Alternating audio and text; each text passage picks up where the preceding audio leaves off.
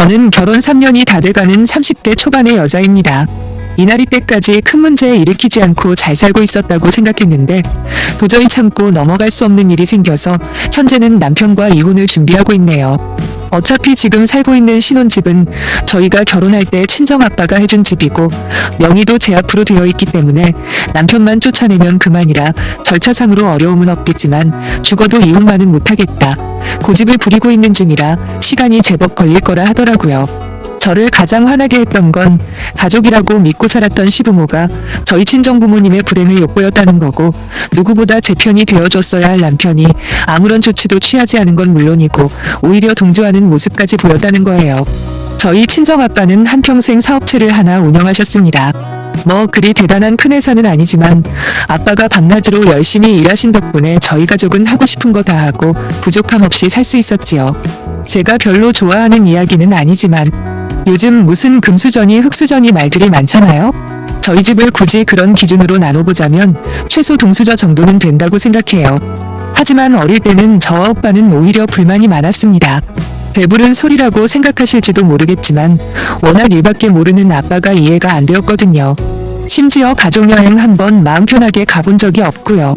아직도 선명하게 기억하고 있는 건 저희 오빠가 중학생이고 제가 초등학교생이었을 때 온 가족이 강릉으로 여름휴가를 떠난 적이 있는데, 그날마저 아빠는 한밤중에 거래처 전화를 받더니 우리 가족을 숙소에 내버려둔 채 공장으로 달려가셨지요. 물론 아빠 의도는 아니겠지만 결과적으로는 휴가 마지막 날까지 아빠는 강릉으로 다시 돌아오지 못하셨고 저희는 엄마와 함께 버스를 타고 서울로 올라왔던 기억이 납니다. 오빠는 당시에도 철이 좀 들었기 때문에 겉으로 내색은 별로 하지 않았지만 저는 아빠가 밉다고 울며불며 난리를 쳤었지요. 지금은 저도 철이 들었고 당시 저희 부모님의 마음을 이해할 수 있는 나이가 되자 아빠가 우리 가족들을 먹여 살리기 위해 얼마나 필사적으로 살아오셨는지 이제는 알 수 있겠더라고요. 30년 동안 몇 번의 위기를 넘기며 회사를 운영해온 아빠와 저와 오빠를 혼자서 키우다시피 하고 가정을 지켜온 엄마에게 항상 감사하는 마음입니다. 아무튼 그런 부모님 덕분에 좋은 대학 졸업해서 좋은 직장에 다닐 수 있었고 3년 전 제가 결혼할 때도 저희 친정부모님께서 많이 도와주셨어요. 친오빠는 저보다 공부를 훨씬 잘해서 호주에 있는 대학에서 공부를 했고 지금은 전 세계적으로 이름만 들으면 알만한 외국계 회사에 다니면서 정착해 살고 있습니다. 저랑 오빠도 각자 위치에서 잘 살고 있고 부모님 노후 준비도 진작에 끝내놓으셔서 이젠 편하게 사실 일만 남았다고 생각했습니다. 운영하시던 사업체도 재작년에 다른 분께 넘기시고 아빠와 엄마는 여기저기 여행 다니면서 평생 일만 하느라 못해본 것들을 하면서 사실 계획이라고 하시더라고요. 하지만 공교롭게도 한평생 일밖에 모르던 아빠에게 불행한 일이 닥칠 줄은 저희 가족 중 누구도 예상하지 못했네요. 작년에 병원에서 받은 건강검진에 이상이 있다고 했을 때도 그냥 의례적인 증상인 줄만 알았죠. 아빠조차도 별거 아닐 거라며 정밀검사 받는 걸 거부하셨지만 저와 오빠 엄마의 설득으로 겨우겨우 병원으로 모시고 갔더니 세상에 알츠하이머 진단을 받게 된 겁니다. 정말 하늘이 무너지고 땅이 꺼지는 기분이 이런 거구나 할 수 있겠더라고요. 그렇게 평생을 일만 하시고 제대로 쉬어본 적도 없는 우리 아빠가 이제 은퇴하고 좀 편하게 살려는 시점에 치매라니요. 진짜 신이 있다면 할 수 있는 모든 원망을 하고 싶은 심정이었지요. 아직은 크게 표시가 나지는 않지만 저희 가족들 입장에서는 그야말로 청천벽력 같은 소식이 아닐 수가 없었어요. 수차례 가족회의를 거듭한 뒤에 저희 부모님은 결국 오빠가 살고 있는 호주로 건너가기로 하셨습니다. 아무래도 복지나 자연환경 같은 게 거기가 훨씬 좋은 데다가 이미 오빠가 살고 있는 곳이 한적한 교외 지역이라 아빠에겐 그게 더 좋은 환경일 것 같더라고요. 언제든 다시 돌아와 사실 수 있게 두 분이 사시던 집 한 채는 남겨놓고 나머지 다른 것들을 빠르게 정리하시고는 작년 이맘때쯤 호주로 넘어가셨어요. 이 모든 상황이 반년도 안 돼서 이뤄진 일이라서 저는 아직도 꿈만 같고 믿어지지가 않습니다. 우리 아빠가 치매라니 비록 지금은 아니지만 시간이 지날수록 점점 더 악화될 게 뻔한 상황이잖아요. 그러다 보니 아빠만 생각하면 제정신을 유지하고 사는 게 너무 힘들어 죽겠는데 옆에서 힘이 돼주고 위로를 해줘야 할 사람들이 가장 앞장서서 제 아픈 곳을 찔러대고 있더군요. 처음 저희 친정아빠 일을 조심스레 말씀드렸을 때는 아무런 사심 없이 걱정과 응원을 해주시던 시부모님이 조금씩 귀에 거슬리는 이야기를 하기 시작하는 겁니다. 그중에 가장 화가 났던 건 치매는 유전이 되는 병이라는 소리를 어디서 듣고 와서는 아직 태어나지도 않은 손주한테 옮기면 어쩌냐. 혹시 모르니 저도 병원에 가서 미리미리 진단을 받아보는 게 좋겠다는 식으로 마치 저를 예비 치매 환자 취급을 하는 거였지요. 물론 치매라는 병이 자식들에게 유전된다는 사례가 없는 건 아닙니다. 하지만 설령 그런 면이 있다고 해도 이제 갓 서른이 넘은 저한테 치매 타령을 하거나 나중에 애 낳으면 그 애한테도 유전이 되냐 걱정하는 시부모 모습은 한마디로 정이 뚝 떨어지더군요. 그나마 친정부모님 두 분 모두 오빠가 있는 호주로 나가신다고 하니까 그제서야 조금은 안심이 되었는지 그런 큰 병은 선진국에서 치료받는 게 낫다는 둥 사람 속도 모르고 위로를 하는데 솔직히 먼지만큼도 위로는 되지 않았지요. 문제는 걱정이랍시고 하는 이야기들도 한두 번이면 충분하잖아요. 하지만 시부모뿐만 아니라 하나 있는 신우도 제 얼굴을 볼 때마다 치매치매 거리면서 언니도 치매 진단 한번 받아보는 게 좋겠다고 신경을 긁어댑니다. 제가 설마하니 그런 일이 있었는데도 아무것도 안 하고 손 놓게 있었겠습니까? 진작에 검사 받을 수 있는 건 받아봤는데 아무 이상이 없다고 하더라고요. 그래도 처음에는 워낙에 큰일인데다가 말은 비록 저런 식으로 해도 진심으로 저를 걱정해서 하는 소리라고 여기고 꾹 참고 넘겼습니다. 원래 저희 시가 쪽 사람들이 말하는 스타일 자체가 좀 그렇거든요. 식당에 가서도 음식 맛이 별로네 어쩌네 차려놓은 건 많은데 막상 먹을 건 별로 없다는 식으로 불만투성이에요. 물론 진짜로 맛이 없다는 그 음식들을 남긴 적은 없습니다. 오히려 제가 남긴 음식까지 꼬박꼬박 다 긁어먹는 시누이나 시어머니를 보고 있자면 어쩜 저렇게 말하는 거나 생각하는 게 가벼울까 한심할 따름이었지요.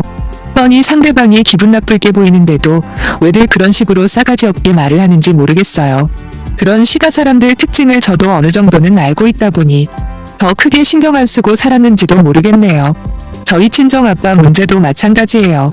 이게 듣는 저는 분명히 기분이 나쁜 건 맞지만 주위 분위기가 말하는 사람의 말투만 놓고 보면 딱히 별거 아닌 것처럼 휙 지나가는 투로 말을 하거든요. 그러다 보니 거기서 제가 화를 내거나 정색을 하게 되면 도리어 나만 이상한 사람이 되는 것 같아서 어쩔 수 없이 넘어간 것도 제가 침묵을 선택한 주요 원인 중에 하나일 거예요. 아무튼 저희 아빠가 작년에 오빠와 함께 살기 시작하고 6개월쯤 지났음에도 불구하고 그놈의 치매 이야기는 끝날 줄을 모르더라고요. 앞에서도 말씀드렸지만 저희 아빠 아직까지는 치매 초기일 뿐입니다. 혼자서 아무것도 분간 못하는 그런 중증 환자도 아니고 다행히도 호주로 건너가서 치료가 효과가 있었는지 더 이상 악화는 되지 않는 상태라고 하더라고요. 당연히 대부분의 일상생활은 문제도 없으시고 누가 말해주지 않으면 치매 환자인지도 잘 모를 정도예요. 수십 번을 그렇게 말씀드렸는데도 시부모님 눈에는 그저 한 명의 치매 환자일 뿐인지 만날 때마다 아빠의 안부에 대해서 물어보세요. 그것도 걱정스러운 말투로 괜찮으시냐 뭐 이런 수준이 아니에요. 다짜고짜 아직까지 아빠가 얼굴은 알아보시냐 화장실은 혼자서 다닐 수 있냐 이딴 식으로 비꼬듯 물어보는데 아니 어느 누가 기분이 좋겠냐고요. 저도 그럴 때마다 드러내놓고 불쾌한 티도 팍팍 내보고 돌려서 그만 여쭤보라는 식으로 말도 해봤지만 그때만 알아들은 척할 뿐 또다시 다음에 만나면 상황은 똑같아요. 그러다 제가 직접적으로 남편과 한바탕 하게 된 사건이 하나 있었는데 하루는 회사에서 일을 하고 있는데 시어머니가 무슨 문서 파일을 하나 보내주는 거예요. 이게 뭔가 하고 자세히 읽어보니 글쎄 보험가입 설명서가 아니겠습니까? 어머님은 혹시 모르는 일이니까 미리미리 준비를 하라면서 다른 건 몰라도 치매 쪽으로는 보상이 제일 좋은 걸로 추천을 해준 거라네요. 이쯤 되면 일부러 그러는 건가 싶기도 하고 이대로는 속에 열불이 나서 못 살 것 같았죠. 그렇다고 어머님한테 대들거나 따지기라도 하면 본인은 걱정돼서 보험 하나 들어보라는 건데 뭘 그렇게까지 난리냐 할 게 뻔해서 저는 차라리 남편을 잡기로 했던 겁니다. 하필이면 살고 있는 집도 시부모님 댁에서 그리 멀지 않은 위치라 이런 일로 아예 안 보고 살 수도 없고 그냥 남편이 중간에서 좀 제대로 교통정리를 해줬으면 하는 마음이었거든요.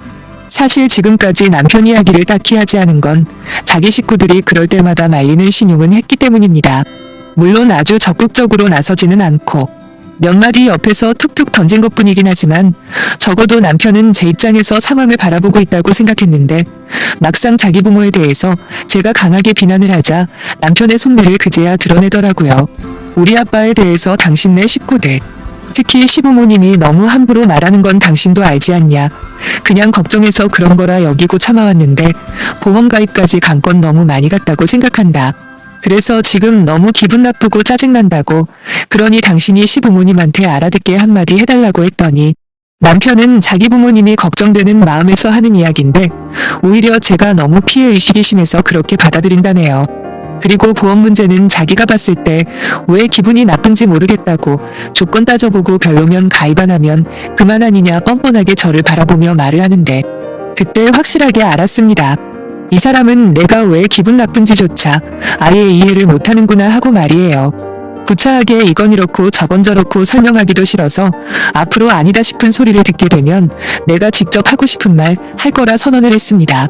도와주지는 못할 망정 중간에 끼어 방해하지 말라고요. 남편은 어이가 없다는 듯 알아서 하라더군요. 그 뒤로 저는 웬만하면 시부모님 집에 가지 않을 이유들을 만들어내 거리를 두고 살았고 다행인지 불행인지 시부모님은 저 없이 남편 혼자 가도 별 말씀 안 하시대요. 애초에 저를 며느리로서 아끼거나 한 가족이라는 마음 자체가 없었던 것 같아요. 그러니 제게 가장 큰 불행일 수도 있는 친정아빠 문제에 대해서 그런 식으로 쉽게 말할 수가 있었겠죠. 이때까지만 해도 저는 이혼까지 생각은 안 해봤습니다. 친정과 관련된 문제만 아니면 그런대로 데리고 살 만한 남편이긴 했거든요. 하지만 이런 저도 더는 참지 못하고 폭발하게 된 일이 최근에 생겨버렸네요. 바로 지난달에 있었던 제 생일날 시부모님이 저한테 선물이랍시고 준 영양화, 생각하기도 싫은 화투를 주시더라고요. 뚜껑에 치매 예방이라는 커다란 문구가 적힌 영양제도 짜증났지만 그보다 더 우라가 치미는 건 그 와중에 정성스럽게 포장까지 된 화투였습니다. 어안이 벙벙해서 아무 말도 못하고 있었더니 시아버지가 화투를 가리키시며 치매 예방에 화투만한 게 없다더라 그러시대요. 거기다 시어머니도 너희 아빠처럼 안 되려면 지금부터 약도 먹고 둘이서 화투라도 치고 놀아라고 하시는데 그 말이 뭐가 그리도 웃긴지 자기가 말해놓고 시어머니가 낄낄 웃기 시작하는 겁니다.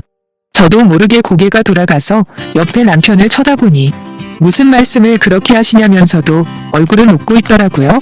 그때 저는 확신했습니다. 이 인간들은 우리 집에 찾아온 불행이 그저 자기들의 농담거리 정도밖에 안 된다는 걸요. 저는 손에 들고 있던 영양제를 바닥에 좌르륵 쏟아버리며 소리 높여 지금 이게 무슨 개같은 짓거리냐, 우리 아빠 치매 걸린 게 그렇게 행복하냐 따져 물었어요. 그러는 당신들은 평생 안 아플 것 같냐 악을 쓰고 있으니 그제야 남편이라는 인간이 제 어깨를 감싸면서 마음 상했다면 미안하다며 말리더군요. 너도 이제 와서 다른 척하지 말라고 하곤 혼자 집으로 돌아와 버렸네요. 오는 길에 곰곰이 생각해봤어요. 내가 더 이상 저 인간들 말장난에 스트레스 받으면서 살아야 할 이유를 못 찾겠더라고요. 얼마 후 저를 따라 들어온 남편에게 이혼할 거라 통보를 했습니다. 당장 내 집에서 짐 들고 꺼지라고 했더니 저녁 늦게 남편과 시모가 사과한답시고 찾아왔고 저는 현관에서 곧장 쌍욕을 퍼부어 버렸습니다. 사람이 참아줄 때 알아서 선을 지켰어야지 버스 떠난 뒤에 손은 들어봐야 아무 소용없다고 당장 꺼지라고 했죠. 진짜 이혼당할 처지가 되자 남편이 죽을 죄를 지었다며 싹싹 빌더라고요. 1년 가까운 시간 동안 그렇게 많은 기회를 줬는데 그때 정신 못 차린 놈을 이제 와서 믿어달라고 하면 퍽이나 믿음이 가겠습니까? 차라리 혼자 살고 말지 너랑은 내 모든 걸 걸고 이혼할 거라 말하고 집에서 쫓아내버렸네요. 결국 이틀 후에 포터 하나 빌려서 남편 짐을 전부 다 시부모님 집으로 보내버리고 현재는 별거 중입니다. 서류에 도장 찍고 이대로 원만히 끝내자고 몇 번이나 이야기를 했는데 남편은 뭐가 그렇게 미련이 남는지 알겠다는 대답 대신 미안하다 용서해달라고만 하고 있는 상황이에요. 그렇게 이혼하기 싫었으면 진작 저한테 신경 쓰고 자기 부모 입조심을 시켰어야지 왜 이제 와서 매달리는지 이유를 모르겠습니다. 심적으로 너무 힘들다 보니 최근에 우울증까지 오는 것 같더라고요. 그래서 이혼 절차만 마무리되면 회사에 병가 내고 부모님이 계시는 호주에서 지내다가 돌아올 생각이에요. 만약에 부모님과 함께 장기 체류하는 게 나쁘지 않다 생각이 들면 아예 모든 걸 정리해서 그곳에서 부모님과 지내는 것도 고려하고 있습니다. 오빠와 부모님이 있는 곳이 퍼스인가 뭔가 하는 지역인데 근처에 한국계 회사들도 꽤 있다고 하고 제가 영어를 그렇게까지 잘하는 건 아니지만 기본적인 생활 영어만 가능하면 비자까지 지원해주는 프로그램도 있다네요. 제가 원한 건 아니지만 거기서 새로운 인생을 시작하는 것도 나쁘지 않을 것 같긴 합니다. 그 전까지 모든 서류 절차 깔끔하게 마무리하고 남편과의 관계도 정리하려고요. 항상 멀리 떨어져 있는 부모님 생각에 잠 못 이루는 밤이 많았는데 유일하게 저를 잡고 있던 남편 잘라내버린다고 생각하니 제가 할 수 있는 선택지가 엄청 넓어지는 것 같네요. 아무튼 저런 인간 때문에 부모님과 보낼 수 있는 귀중한 시간을 낭비한 건 억울하고 아깝지만 하루라도 빨리 상황 정리하고 부모님 보러 가고 싶은 마음뿐입니다. 아빠가 우리 가족을 위해 평생 헌신해왔던 것처럼 이제는 저희가 아빠 옆에서 행복할 수 있게 도와줄 차례인 것 같아요. 별거 없는 제 이야기 그래도 끝까지 들어주신 분들께 감사하다는 인사를 전하며 저는 물러가겠습니다. 안녕히 계세요.